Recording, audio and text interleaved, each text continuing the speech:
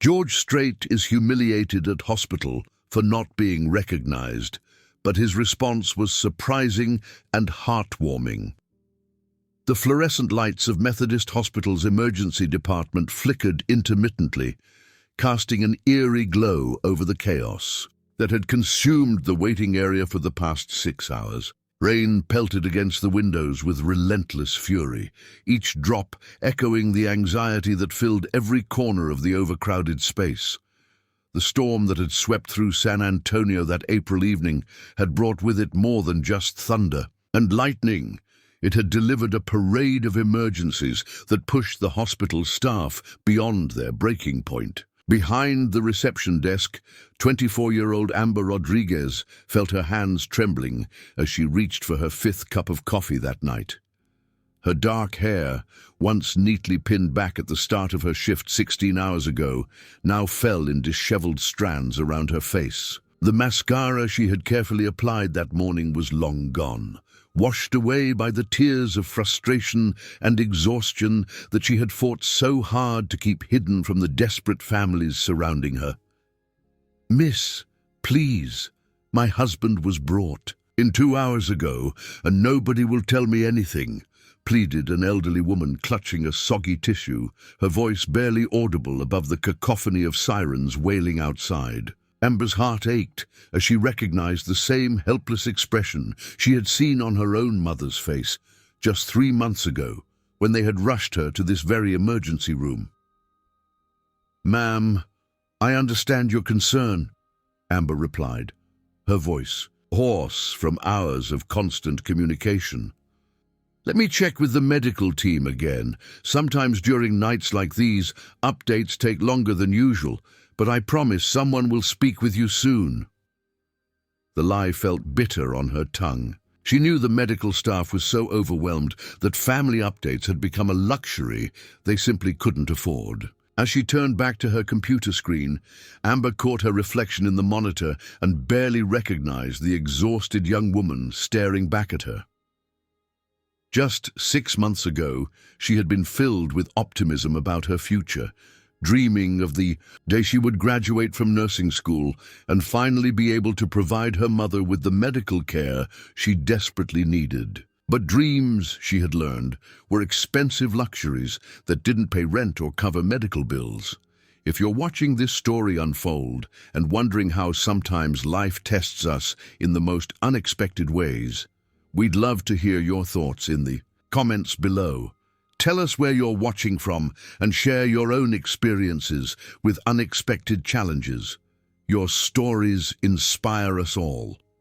The waiting room resembled a disaster zone, more than a medical facility. Families huddled together on uncomfortable plastic chairs, some still wearing pajamas they had hastily thrown on when emergency calls shattered their peaceful evening routines.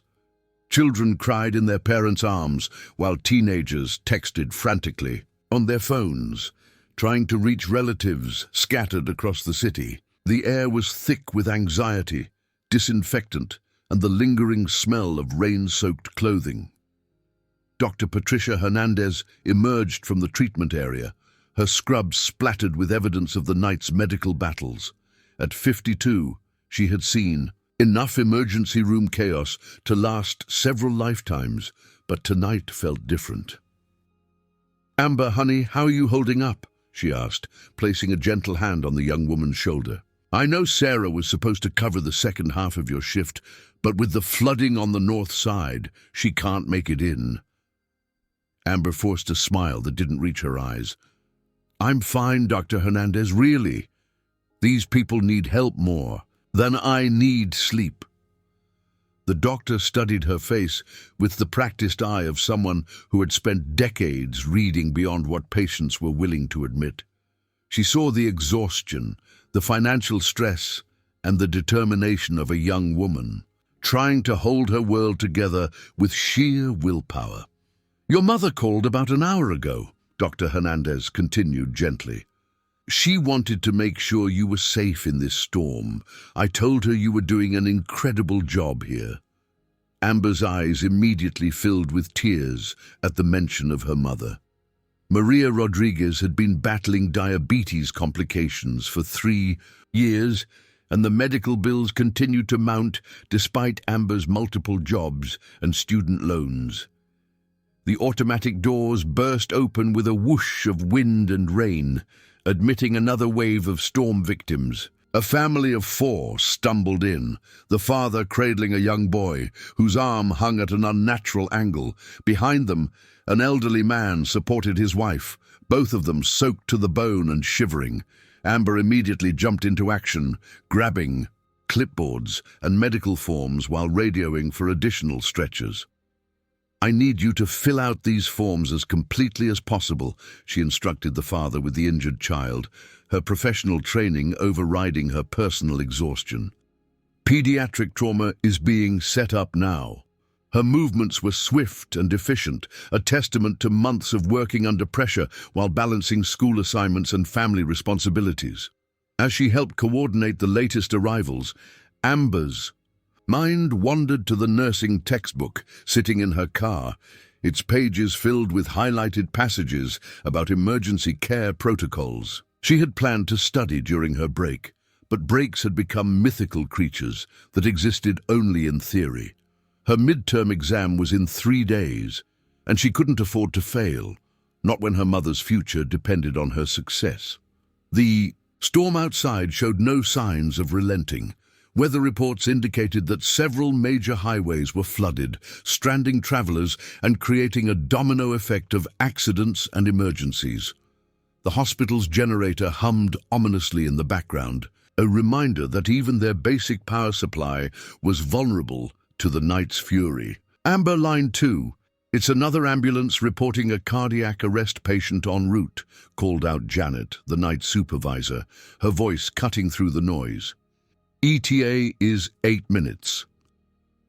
Amber nodded and immediately began coordinating with the cardiac unit, her fingers flying across the keyboard as she updated patient management systems and alerted the appropriate medical teams. Between phone calls and patient check-ins, she caught glimpses of her reflection in the computer screen again. The young woman who had started her shift with hopes of getting ahead on her homework now looked like a battle-weary soldier. Her uniform, once crisp and clean, was now wrinkled and stained with coffee, and the inevitable spillages that came with emergency medicine chaos. "You know," said Harold Thompson, an elderly patient who had been waiting for 4 hours with a suspected broken wrist, "I've been watching you work all night, young lady, and I want you to know that your dedication doesn't go unnoticed. My granddaughter is about your age, and I hope if she's ever in a situation like this, someone like you will be there to help her." His words hit Amber harder than she expected. Throughout the chaos and exhaustion, she had begun to feel invisible, and just another cog in an overwhelmed system. But Harold's simple acknowledgement reminded her why she had chosen this path in the first place. She wanted to be the person who made a difference when others needed help most. The radio crackled, again with another incoming emergency. This time it was a multi-vehicle accident on Interstate 35, with at least 6 people requiring immediate medical attention. Amber felt her stomach drop as she realized their already stretched resources were about to be pushed even further, beyond capacity. "How many more can we handle tonight?" she whispered to herself, looking around at the packed waiting room and the exhausted medical staff who had been running on adrenaline and determination for hours. The question hung in the air like the storm clouds outside, heavy with uncertainty and the weight of responsibility that seemed to grow heavier with each passing hour. As she prepared for the next wave of patients, Amber had no idea that her greatest test of character was still to come, walking through those same automatic doors in just 20 minutes, disguised as an ordinary man in worn jeans and a faded baseball cap. The headlights of a modest pickup truck cut through the darkness of the hospital parking lot as George Harvey Strait pulled into the first available space he could find. His hands gripped the steering wheel tighter than necessary, knuckles white, with tension that had nothing to do with the storm raging outside. At 68 years old, the man known to millions as the king of country music had faced countless audiences, performed on the world's biggest stages, and earned more #1 hits than any other artist in country music history. But none of those achievements mattered now as he sat in his truck, staring at the emergency room entrance where his oldest friend was fighting for his life. The call had come just 2 hours earlier, shattering what had been a peaceful evening. At his San Antonio ranch, Mike Owens, his faithful road manager and friend for over 30 years, had collapsed during a family barbecue. The voice on the phone belonged to Mike's daughter, Sarah, and her words still echoed in George's mind. "Mr. Strait, please come. Dad's had a massive heart attack. The doctors say the next few hours are critical." George stepped out of his truck, pulling his worn baseball cap lower over his eyes as the rain immediately soaked through his simple grey t-shirt. He had thrown on the first clothes he could find: faded Wrangler jeans that had seen better days, old work boots, and a cap that had accompanied him on countless fishing trips. There had been no time to think about appearances or public image. His friend needed him, and that was all that mattered. As he hurried across the parking lot, memories flooded his mind. Mike had been there from the beginning, back when George was just another hopeful singer playing honky-tonk bars across Texas. While other road managers came and went, Mike had remained constant, organizing tours, handling logistics, and most importantly, becoming the brother George had never had. Through marriages, divorces, the tragic loss of George's daughter Jennifer, and every triumph and heartbreak that followed, Mike had been his steady anchor. The automatic doors of the emergency room whooshed open, and George found himself engulfed in the chaos he had witnessed from the parking lot. The scene was overwhelming. Injured people everywhere, crying children, exhausted medical staff rushing between patients. The fluorescent lights cast harsh shadows across faces etched with pain and worry, creating a tableau of human suffering that made his chest tighten with empathy. He approached the reception desk, where a young woman with disheveled dark hair was frantically typing on a computer while simultaneously answering phone calls. Her name tag read Amber Rodriguez, and even through his own anxiety, George could see the exhaustion written across her features. She looked like she hadn't slept in days, her eyes rimmed with fatigue and stress. "Excuse me, miss," George said quietly, removing his cap out of respect as he addressed her. "I'm looking for information about Mike Owens. He was brought in earlier, tonight, with a heart attack." Amber barely glanced up from her computer screen, her fingers continuing to fly across the keyboard as she processed the latest round of patient admissions. "Are you immediate family?" she asked in a clipped professional tone that suggested she had repeated this question hundreds of times that night. "No, ma'am, but I'm his closest friend. We've worked together for 30 years, and his daughter called me. I need to know how he's doing." George's voice carried the weight of genuine concern, the kind of raw emotion that couldn't be faked or manufactured. This time, Amber did look up, but only long enough to deliver what was clearly a well-rehearsed response. "I'm sorry, but hospital policy restricts information and visitation to immediate family members only, especially during critical situations like we're experiencing tonight. You can call tomorrow during regular hours or wait for a family member to provide updates." George felt his heart sink, but he pressed on gently. "I understand you have rules, but Mike's daughter specifically asked me to come. Perhaps if I could just speak with someone in charge, or if there's any way you could check with the family." "Sir," Amber interrupted, her tone growing sharper as another phone line began ringing insistently, "I've already explained our policy. We have multiple trauma cases, a cardiac arrest unit that's completely full, and staff that's been working non-stop for 16 hours. I don't have time to make exceptions for every person who claims to be someone's close friend." The rejection stung, But George maintained his composure. He had spent decades in the public eye learning to handle difficult situations with grace. "I completely understand you're overwhelmed. Perhaps I could at least wait here until Sarah, that's her daughter, arrives. She'll be able to vouch for me." Amber's patience finally snapped. The combination of exhaustion, stress, and the relentless pressure of the night's emergencies had pushed her beyond her normal professional demeanor.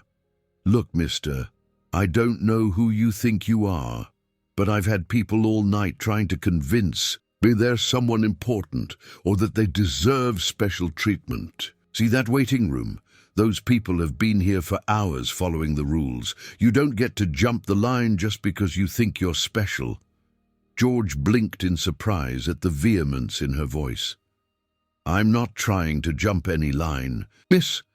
I just want to know if my friend is going to be okay." "And I told you the policy," Amber shot back, her voice rising enough to attract attention from nearby patients. "If you really need to know that badly, come back tomorrow during visiting hours or wait for family to update you. But right now, I need you to step aside so I can help people with actual medical emergencies." The words hung in the air like a physical blow. George felt the eyes of everyone within earshot turning toward them, the weight of their stares adding to the humiliation of being dismissed so publicly. Behind him, he heard an elderly man in a George Strait concert t-shirt whisper to his wife, "Honey, I think that's—" "No, it couldn't be, not dressed like that." "Ma'am?" George tried once more, his voice barely above a whisper. "I believe there might be some misunderstanding. I'm George Strait, and Mike Owens has been my road manager for 3 decades. If you could just—" Amber's laugh was sharp and dismissive, cutting through his words like a knife. "George Strait? Really? That's the best you can come up with?" She gestured toward his simple clothing and rain-soaked appearance. "Sir, I may be tired, but I'm not stupid. George Strait is one of the biggest country music stars in the world. If he were here, he'd have an entourage, security guards, and definitely wouldn't be standing in my emergency room at 2 in the morning looking like he just crawled out of a fishing boat." The conversation had grown loud enough that several people in the waiting area were now openly staring. George felt his cheeks burn with embarrassment, not for himself, but for the young woman who was unknowingly making such a public mistake. He recognized the look in her eyes, the same exhausted desperation he had seen in overworked crew members during grueling tour schedules. She was at her breaking point, and he was simply the unfortunate target of her frustration. "Please, sir," Amber continued, her voice carrying across the waiting room, "I need you to either wait quietly like everyone else or leave the premises. I don't have time for games or people pretending to be celebrities. This is a hospital, not a concert venue." The elderly man in the George Strait shirt had moved closer, his eyes widening as he studied George's face more carefully. "Excuse me," he started to say, but George caught his eye and gave an almost imperceptible shake of his head. The last thing this chaotic situation needed was more attention or drama. George stepped back from the counter, his hands trembling slightly. Not from anger, but from the emotional weight of being separated from his friend during such a critical time. "I understand you're doing your job under difficult circumstances," he said quietly. "I'll wait over there and hope that Sarah arrives soon." As he turned away from the reception desk, George caught a glimpse of Amber's face. Beneath the exhaustion and irritation, he saw something else, a young woman who was trying desperately to hold everything together in an impossible situation. Despite the humiliation he had just experienced, his heart went out to her. He recognized the look of someone carrying burdens too heavy for her shoulders. Finding an empty chair in the corner of the waiting room, George sat down quietly and pulled his cap back over his eyes. Around him, the chaos continued. Patients arrived, families worried, medical staff rushed between emergencies. But for the first time in years, one of the most famous men in America sat completely unrecognized, experiencing what it felt like to be just another person in need, waiting helplessly while someone he loved fought for their life just beyond those imposing emergency room doors. The storm outside showed no signs of stopping, and neither did the storm of emotions churning within the hospital walls, where pride, humility, and human compassion were about to collide in ways that would change everyone involved. From his corner seat in the waiting room, George Strait became an invisible observer to one of the most intense nights in Methodist Hospital's recent history. For the first time in decades, he experienced complete anonymity. No autograph requests, no special treatment, no recognition whatsoever. Instead, he was simply another worried person in a room full of human suffering, and the experience was both humbling and eye-opening in ways he had never anticipated. As the hours crawled by, George watched Amber Rodriguez with growing fascination and respect. Despite her earlier rudeness toward him, he couldn't help but admire her unwavering dedication to her job. She moved with the precision of a seasoned professional, fielding phone calls, coordinating with medical staff, and managing the emotional needs of desperate families, all while maintaining a composure that seemed impossible given the circumstances. At 3:15 in the morning, a family of 5 arrived after a devastating car accident on Loop 410. The parents were relatively uninjured, but their 3 children required immediate medical attention. George watched as Amber instantly transformed from the exhausted young woman who had dismissed him earlier into a compassionate advocate for the frightened family. She spoke to the children in gentle, reassuring tones, helped the parents fill out emergency paperwork, and coordinated with pediatric trauma teams with an efficiency that impressed even the veteran medical staff. "Mrs. Patterson, I need you to stay calm for your children," Amber said softly to the hysterical mother. "Dr. Martinez is one of our best pediatric surgeons, and your kids are going to receive excellent care. But right now, they need to see that Mom is strong and confident, okay?" Her words carried a warmth and authority that seemed to calm not just the mother, but everyone within earshot. George found himself leaning forward, captivated by this young woman's ability to bring peace to chaos. He began to notice details he had missed during their earlier confrontation. The way she kept a small photo of an elderly woman tucked into the corner of her computer monitor, how she reflexively reached for her phone during brief, quiet moments, as if checking for important messages, and most tellingly, how she rationed her coffee breaks to ensure there was always enough for the medical staff who needed caffeine more than she did. Around 4 o'clock, a new crisis emerged. An elderly homeless man named Walter had been brought in suffering from hypothermia and severe dehydration. He was conscious but disoriented, and his appearance, unwashed clothes, unkempt beard, and the distinctive smell of someone who had been living on the streets, caused several waiting room patients to move away in obvious discomfort. George watched as Amber's reaction differed completely from the others. Without hesitation, she approached Walter with the same professional courtesy she showed every other patient. "Sir, I need to get some basic information from you. But first, let me get you a warm blanket and something hot to drink. You're safe now, and we're going to take good care of you." Her genuine compassion for someone many others had already dismissed struck George deeply. Here was a young woman who could barely afford her own education, working multiple jobs to support her sick mother, yet she treated a homeless stranger with the same dignity she would show a wealthy patient.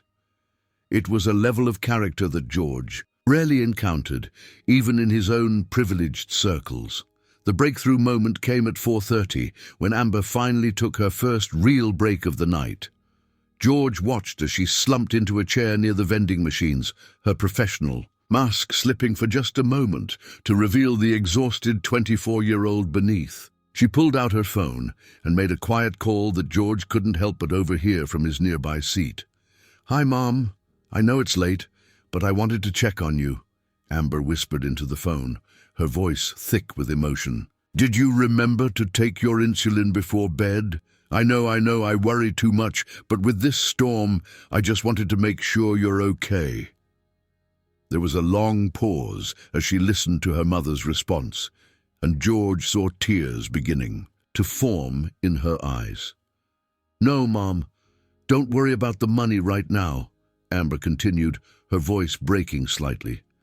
"Dr. Patterson said the new treatment might be covered by insurance, and if not, we'll figure something out. We always do, right?" Another pause. "I love you too. Try to get some sleep and I'll be home in a few hours." As she ended the call, Amber buried her face in her hands for a moment, allowing herself the luxury of vulnerability when she thought no one was watching. George felt his heart clench with recognition.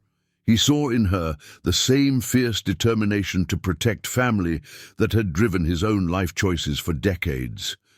The difference was that she was fighting this battle without the resources or support system that had always surrounded him. When Amber returned to her post, George made a decision that would surprise everyone, including himself. Instead of nursing his wounded pride or plotting some form of revenge for the earlier humiliation, he found himself studying the larger picture. This young woman wasn't malicious or inherently rude. She was overwhelmed, exhausted, and carrying burdens that would crush most people her age. Her reaction to him had been born of stress and desperation, not cruelty. Over the next hour, George observed more of the hospital's inner workings. He watched Dr. Hernandez emerge from the trauma unit looking haggard after losing a patient, only to have Amber quietly hand her a fresh cup of coffee and a gentle squeeze on the shoulder. He saw how the cleaning staff, who had been working overtime to manage the storm-related mess, received the same respectful treatment from Amber as the head surgeons. Most remarkably, he witnessed her somehow finding a spare uniform shirt for a nurse whose scrubs had been ruined during a particularly messy emergency procedure. "She's something special, isn't she?" said a familiar voice beside him. George turned to see the elderly man in the George Strait concert shirt, Harold Thompson, who had been waiting patiently for X-ray results on his suspected broken wrist. "Been watching her all night. That girl's got more heart in her little finger than most people have in their whole body." George nodded thoughtfully. "She certainly does. You can tell a lot about someone's character by how they treat people when they think nobody important is watching." Harold studied George's face more carefully in the dim waiting room lighting. "You know, you remind me of someone," he said slowly. "Can't quite place it, but there's something familiar about you." "I get that a lot," George replied with a gentle smile. "Must have one of those faces." As dawn began to break outside, painting the hospital windows with soft orange light, George made another observation that would prove crucial to everything that followed. Despite the chaos, despite the exhaustion, despite the personal and professional pressures weighing on her shoulders, Amber had never once compromised on patient care. Every person who approached her desk, regardless of their appearance, attitude, or social status, received her full attention and genuine effort to help. It was then that George noticed something that made him sit up straighter in his chair. Amber was swaying slightly at her post, gripping the edge of the reception desk to steady herself. She had now been working for over 18 hours straight, surviving on nothing but coffee and determination. As he watched, she closed her eyes for just a moment, and George saw her knees buckle slightly before she caught herself. That's when the idea struck him.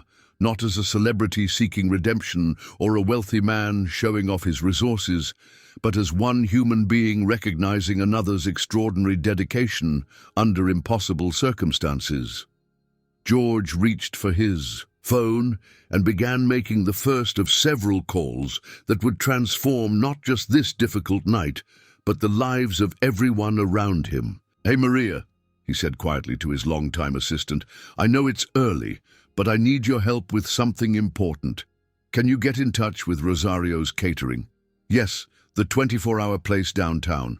I need them to prepare hot meals for about 40 people and deliver them to Methodist Hospital's emergency department within the next hour." He paused, watching Amber struggle to maintain her composure as another wave of patients arrived. "And Maria?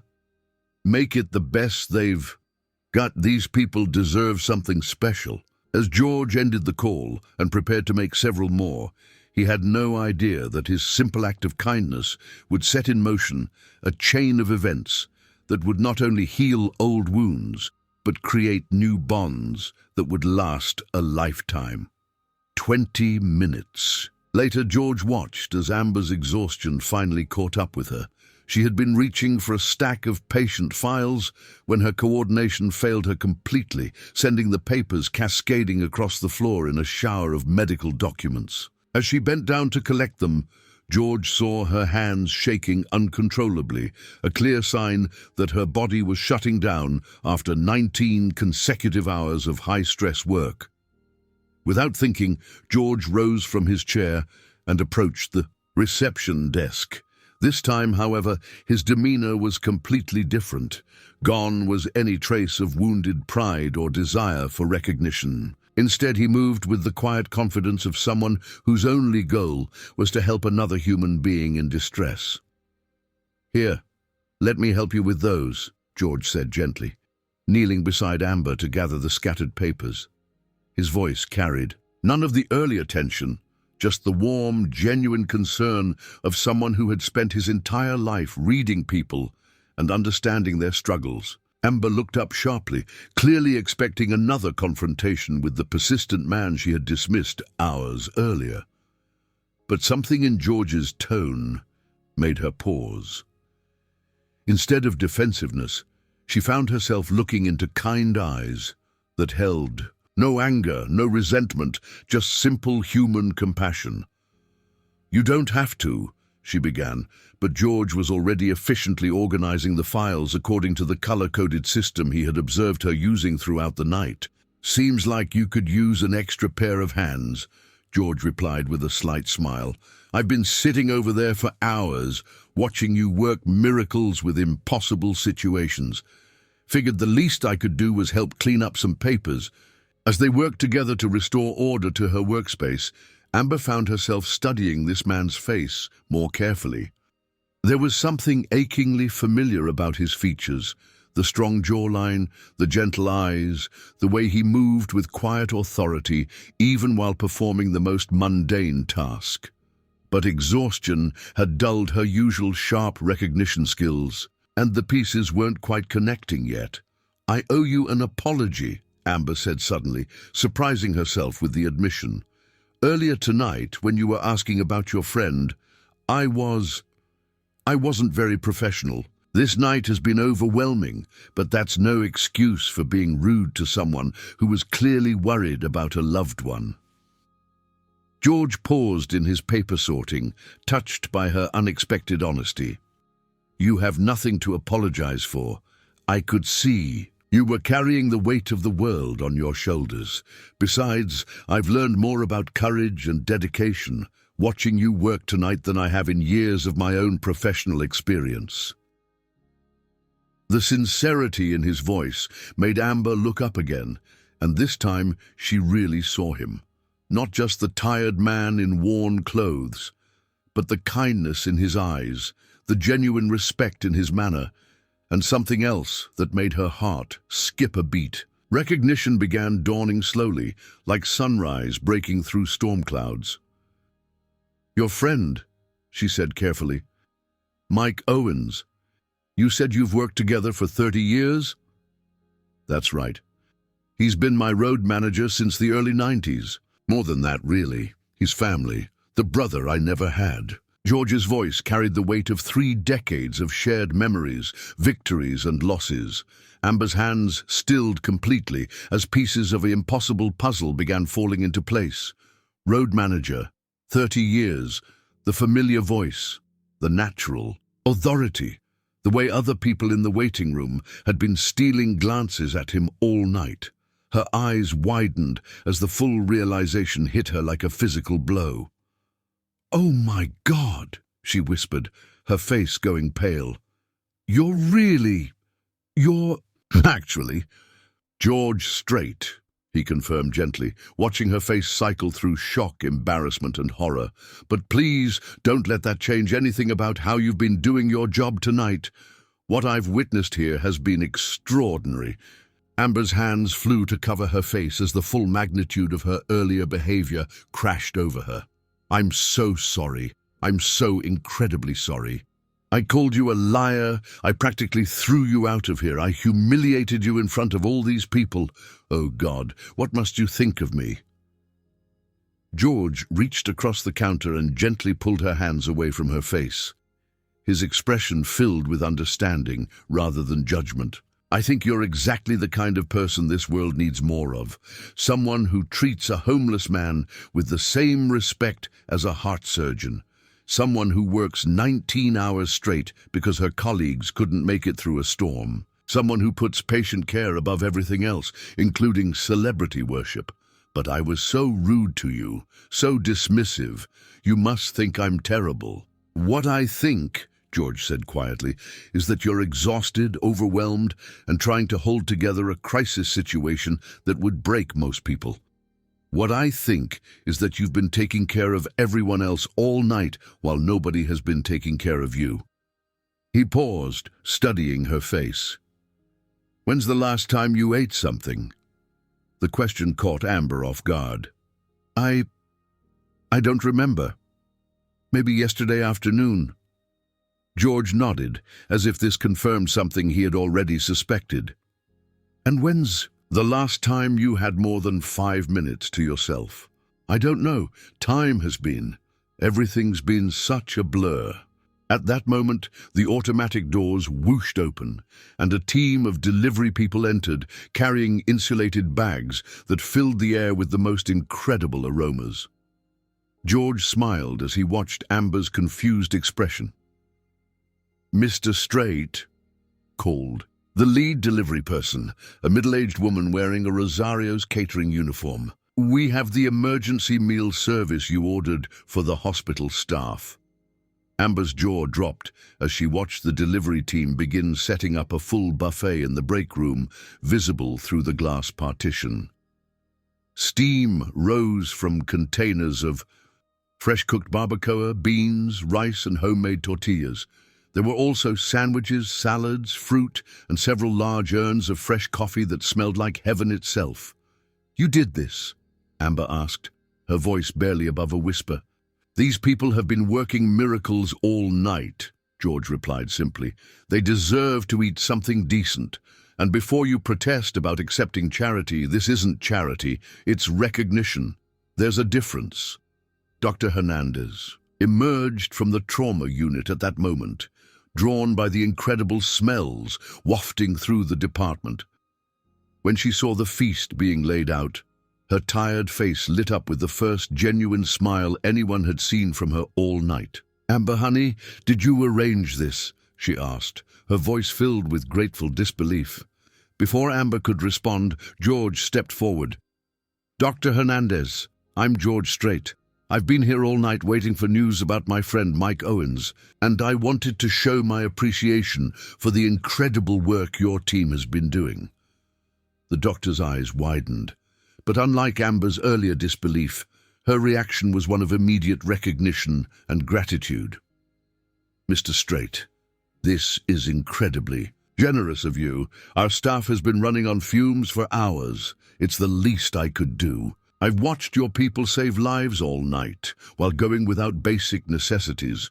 Nobody should have to choose between patient care and taking care of themselves." As word spread through the hospital about the unexpected feast, George watched with satisfaction as exhausted nurses, orderlies, and medical staff began taking their first real breaks of the night. The break room filled with quiet conversations and grateful laughter, as people who had been running on nothing but determination finally had a chance to refuel. "I don't understand," Amber said, tears beginning to form in her eyes. After how? I treated you. Why would you do something like this? George leaned against the reception counter, his expression thoughtful. Can I tell you what I learned tonight? I learned that true character isn't revealed when everything's going smoothly. It's revealed when everything's falling apart. I watched you handle crisis after crisis with grace, compassion, and professionalism that would make seasoned veterans proud. I watched you treat every single person who walked through those doors like they mattered, regardless of how they looked or spoke to you. He paused, watching as Harold Thompson, the elderly man with the suspected broken wrist, approached the buffet with obvious delight. I also learned that sometimes the most important lessons come from the most unexpected teachers. You reminded me tonight what real service looks like. Not the kind that comes with recognition or reward, but the kind that happens because it's simply the right thing to do. Amber wiped away tears she didn't realize had started falling. I still can't believe you did all this after I was so awful to you. You weren't awful, George said firmly. You were human. And sometimes being human under impossible circumstances is the most heroic thing of all. As the morning shift began arriving, and the chaos of the night slowly started to wind down, George realized he still hadn't received an update on Mike's condition, but somehow the desperate anxiety that had consumed him hours earlier had transformed into something else, a quiet confidence that whatever happened, they would all face it together, surrounded by the kind of people who understood what really mattered in life. The storm outside had finally begun to weaken, and as the first clear sunlight in hours streamed through the hospital windows, both George and Amber understood that they had been forever changed by a night that had tested their characters and revealed truths about themselves they had never expected to discover. At 7:30 in the morning, Dr. Hernandez emerged from the cardiac unit with news that George had been desperately waiting to hear. Her face, though still showing the exhaustion of a 20-hour shift, carried a smile that immediately lifted the weight from his shoulders. "Mr. Strait," she said, approaching him with genuine warmth, "I'm happy to tell you that Mike is stable and out of immediate danger. The surgery went well, and while he has a long recovery ahead of him, the prognosis is very positive. He's been asking for you." George felt his knees nearly buckle with relief. "Can I see him?" "Of course. He's in room 307, but I should warn you, he's still pretty groggy from the anesthesia and pain medication."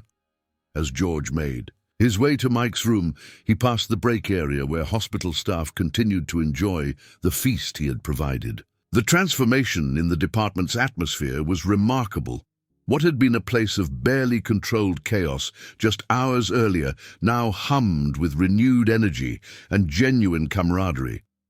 Nurses who had been running on empty were now laughing, quietly, as they shared stories over fresh coffee.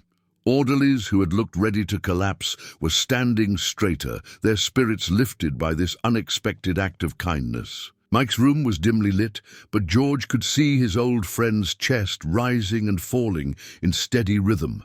Despite the tubes and monitors, Mike looked peaceful, a stark contrast to the emergency that had brought them both to this place. "George?" Mike's voice was weak but unmistakably relieved. "They told me you were here all night." "Where else would I be?" George replied, pulling a chair close to the bed. "You scared the hell out of us, you know that." Mike managed a weak smile. "Sarah said she called you during her own panic. I'm sorry you had to deal with all this." "Don't you dare apologize for needing help," George said firmly. "We're family, Mike. We always have been." They talked quietly for a few minutes, with Mike drifting in and out of consciousness, but clearly comforted by George's presence. As his friend settled into deeper sleep, George made a decision that had been forming throughout the long night. 3 days later, George returned to Methodist Hospital, but this time he wasn't alone. A small convoy of vehicles followed him into the parking lot, carrying musical equipment, sound technicians, and several members of his touring band. Word had somehow spread through the hospital's communication network that something special was planned, though nobody knew exactly what. Amber was working another shift when she noticed the unusual activity in the parking lot. The past few days had been surreal for her. She had replayed the events of that stormy night countless times, still hardly believing that George Strait himself had witnessed her at her absolute worst, yet somehow seen something worthy of respect and kindness. "Amber, you might want to come see this," called Janet, the night supervisor, from the main entrance. "There's quite a situation developing in our lobby." When Amber reached the main hospital entrance, she found George setting up what appeared to be an impromptu concert stage in the spacious lobby area. Patients in wheelchairs and on gurneys were being carefully positioned around the performance space, while staff members gathered during their breaks to witness whatever was about to unfold. "Mr. Strait," Amber said, approaching him with a mixture of excitement and confusion. "What's all this?" George looked up from tuning his guitar, his face lighting up when he saw her. "Well, I figured after everything this hospital has been through lately, everyone could use a little music therapy. Nothing like some good country songs to lift spirits and bring people together." Dr. Hernandez appeared at Amber's side, her eyes bright with anticipation.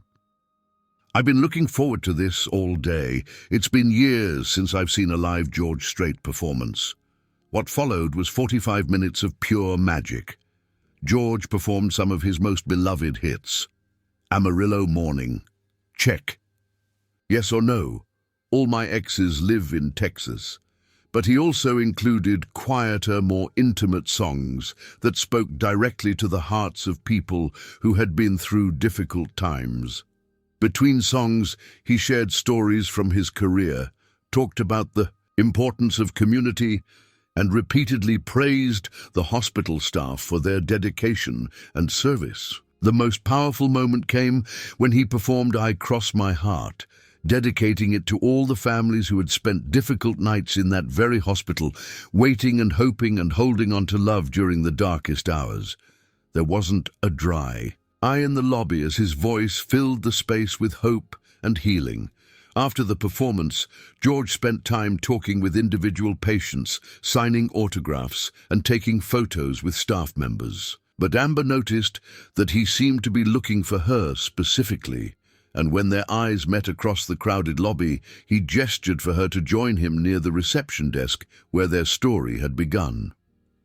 "I have something for you," George said, quietly, producing an envelope from his jacket pocket.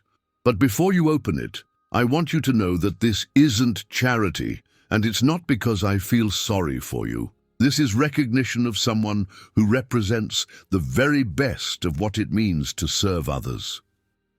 Amber's hands trembled as she opened the envelope. Inside was a letter on official letterhead from San Antonio Community College, along with several other documents that she couldn't immediately process through her emotional shock. "I don't understand," she whispered, looking up at George with confusion. "Your nursing school tuition has been paid in full," George explained gently.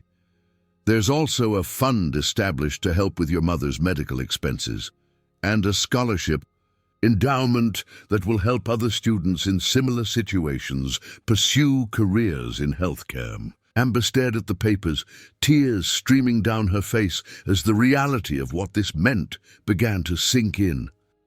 "I can't accept this. It's too much. I don't deserve—" "Stop right there," George interrupted firmly but kindly.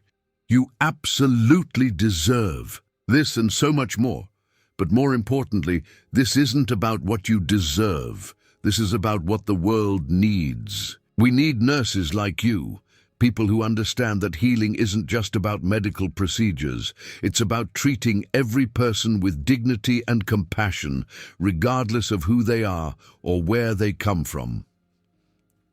Dr. Hernandez, who had been listening to the conversation, stepped forward with tears in her own eyes.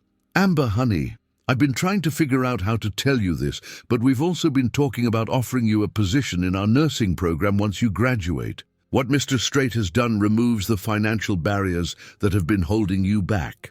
The gathering crowd of hospital staff began to applaud, not just for the generous gift, but for recognition of one of their own who had proven herself under the most challenging circumstances. Amber looked around at the faces surrounding her. Colleagues who had become family, patients who had been touched by her care, and George Strait himself, who had somehow seen past her worst moment to recognize her true character. "I still can't believe this is really happening," Amber said, wiping away tears that seemed to flow endlessly. "Believe it," George replied with a warm smile. "And remember this feeling. Someday, when you're a successful nurse and you encounter someone at their worst moment, remember that sometimes the most difficult people are fighting battles we can't see. Remember that kindness and second chances can change everything." As the crowd began to disperse and the equipment was packed away, George prepared to leave the hospital that had become such an important place in his life. Mike was recovering well and would be discharged within the week. The storm damage throughout San Antonio was being repaired. Life was returning to normal, but with new understanding and deeper connections forged through shared experience. "Mr. Strait?" Amber called out as he reached the main entrance. "How can I ever thank you for what you've done?" George paused and turned back to her, his expression thoughtful. "You've already thanked me, more than you know. You reminded me what real service looks like. You showed me that true character isn't about how people treat you when they know who you are. It's about how they treat others when they think nobody important is watching." He smiled and tipped his hat in the gesture that had become his. "Trademark. Take care of people, Amber. That's all the thanks I'll ever need." 6 months later, Amber Rodriguez graduated at the top of her nursing class and began her career at Methodist Hospital, where she continued to treat every patient with the same dignity and compassion that had caught George Strait's attention. On that stormy night, her mother's health improved dramatically with proper medical care, and the scholarship fund established in both their names has helped dozens of other students pursue careers in healthcare. George Strait never spoke publicly about the events of that night, preferring to let actions speak louder than words. But those who were present, the patients, the staff, and especially Amber herself, never forgot the lesson that sometimes our greatest challenges become our greatest teachers, and that true greatness lies not in being recognized for who we are, but in recognizing the worth and dignity of every person we encounter. The story became legend within the halls of Methodist Hospital, passed down from one generation of staff to another as a reminder that every interaction matters, every person has value, and sometimes the most ordinary nights can become extraordinary. When we choose compassion over judgment, service over recognition, and humility over pride,